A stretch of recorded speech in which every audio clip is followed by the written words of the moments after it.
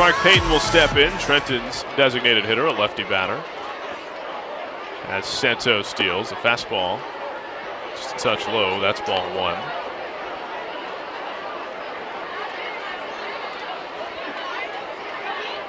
One ball, no strikes. Santos winds and deals again. That one missed for ball two with an off-speed pitch. Santos entering the inning at 85 pitches. So depending on how well this one goes, it could be his final inning of the day. I would imagine so. 2-0 toss. It's fouled away by Payton, third base side.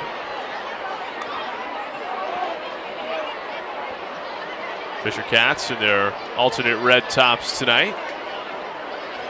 The blue hats and the road gray trousers.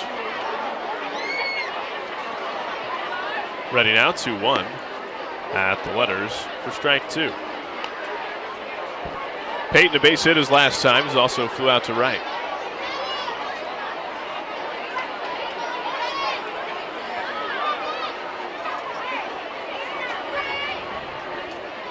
Santos in agreement with Castillo, and the 2-2 toss, a swing and a miss. He got him.